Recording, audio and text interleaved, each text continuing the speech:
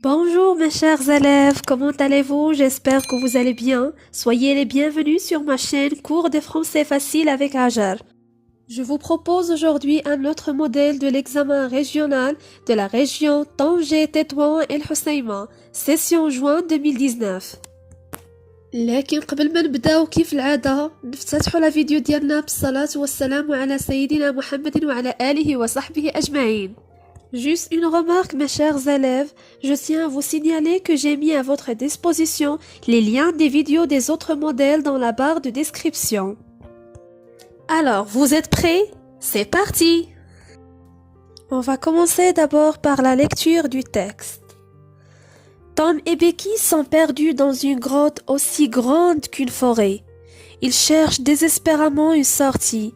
Ils ne font que marcher, sans savoir s'ils sont dans la bonne direction. Ils ont froid, ils ont faim. Au bout d'une longue marche, les malheureux enfants s'assoient, morts de fatigue. Tom plonge la main dans sa poche et en tire un morceau de gâteau, rassis, tout écrasé et presque en miettes. Il le partage en deux parts égales qui sont avalées en une bouchée. De temps à autre, les deux enfants unissent leurs voix pour crier au secours, mais c'est peine perdue. Vers 11 heures du soir, un grand bruit réveille les gens du village. Les cloches de l'église se mettent à sonner.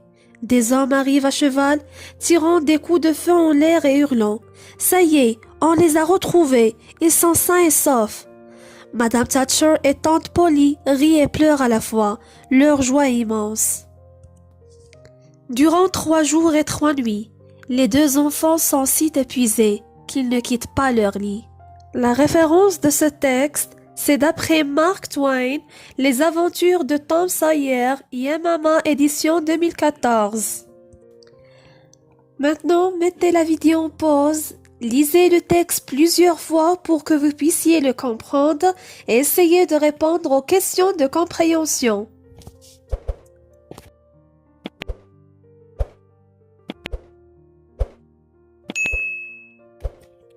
Alors, vous avez terminé? Très bien, on passe à la correction.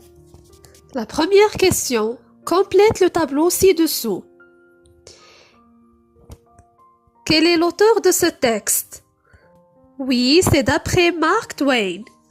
Le titre de l'œuvre, c'est Les aventures de Tom Sawyer. L'éditeur, ou bien l'édition, c'est Yemama. La date d'édition, c'est 2014. Donc, comme vous pouvez le constater, mes chers élèves, on a essayé de compléter ce tableau à partir de la référence ou bien la source du texte. La deuxième question. Tu relèves dans le texte 4 personnages.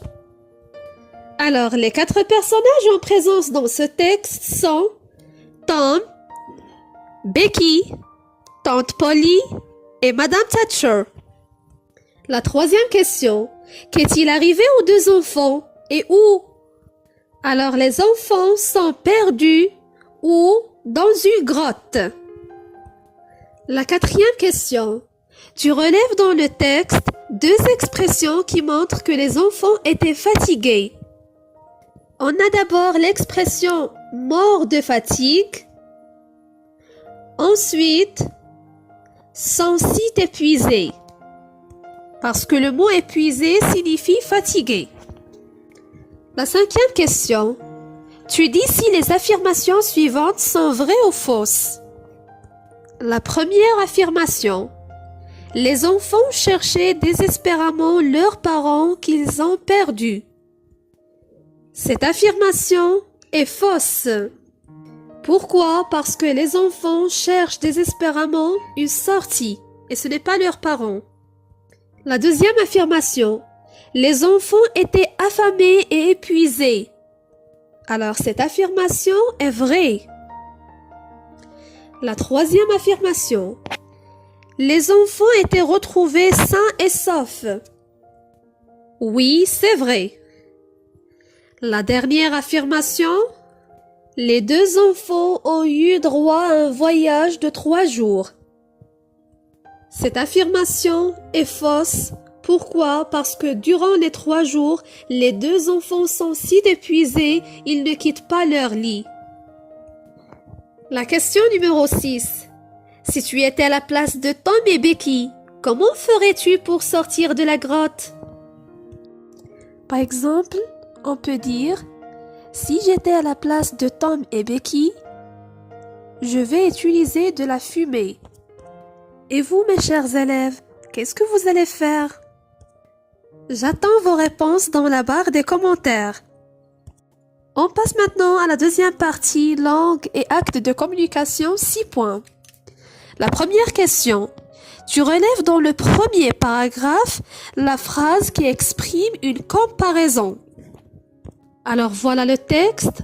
On va chercher dans le premier paragraphe une phrase qui exprime une comparaison. Oui, c'est la première phrase. Tom et Becky sont perdus dans une grotte aussi grande qu'une forêt. Dans cette phrase, ils ont utilisé l'expression aussi que qui exprime l'égalité. Alors, ce moyen est un comparatif d'égalité. La deuxième question. Tu relis les 2 phrases suivantes de manière à exprimer la cause. La première phrase. Les enfants ont avalé les morceaux de gâteau rapidement. La deuxième phrase. Ils ont très faim. Reliez ces 2 phrases en utilisant un moyen qui sert à exprimer la cause. À titre d'exemple, on peut dire « Les enfants ont avalé les morceaux de gâteau rapidement car ils ont très faim. » Ou par exemple « Parce qu'ils ont très faim » ou bien « Puisqu'ils ont très faim ». La troisième question. Tu réécris les 2 phrases suivantes en employant le mot de liaison qui convient. Les enfants ont crié très fort.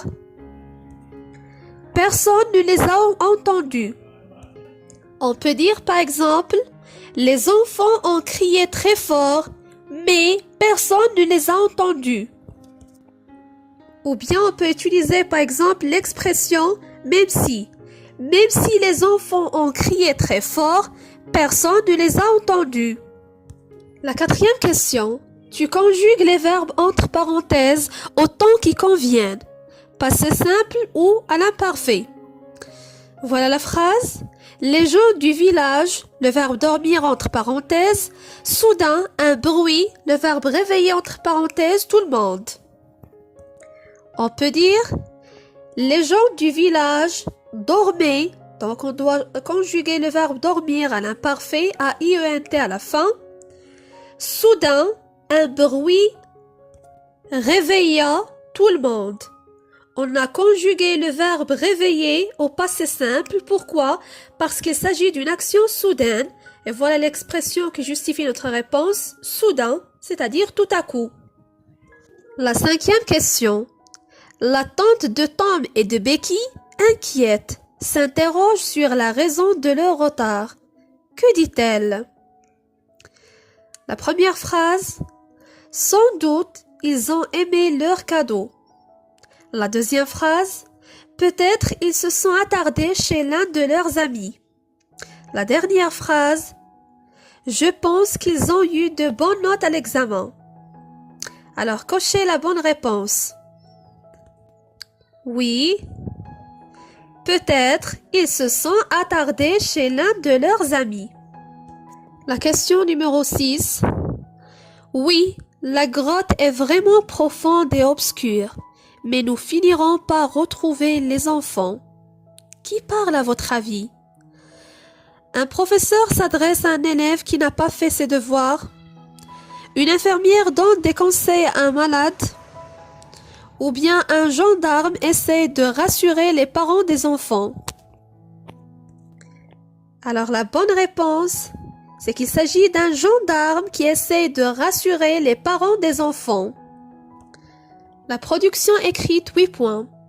Tu rédiges au choix un de ces 2 sujets. C'est-à-dire, vous avez le droit de choisir entre ces 2 sujets. Le premier, tu es parti en excursion avec des amis. Vous avez passé une agréable journée. Au moment du retour, vous avez remarqué que l'un des amis n'est pas présent avec le groupe. Tu racontes en quelques lignes ce qui s'est passé et ce que toi et tes amis avez fait pour retrouver votre ami perdu. Le deuxième sujet, un jour, toi et tes camarades de classe, vous vous promeniez dans une forêt. Soudain, vous avez découvert une personne étendue, les mains liées, le visage couvert de sang, sous un grand arbre. Tu rédiges en quelques lignes la situation initiale et l'événement perturbateur de ton récit en t'aidant des éléments suivants. Le lieu, dans une grande forêt. Le temps, tôt le matin, un après-midi ou bien le soir. Type de crime, il s'agit d'un meurtre. La victime, peut-être un enfant, une jeune fille ou un vieil homme. Le mobile, peut-être qu'il s'agit d'un vol, d'une agression, d'une vengeance ou d'un accident. C'est à vous de choisir. Lors de la rédaction, vous devrez prendre en considération les critères d'évaluation suivants. Premièrement, le respect de la consigne, 1 point. Ensuite, l'organisation et la progression cohérente du récit produit, 3 points. Et finalement, la correction de la langue, 4 points.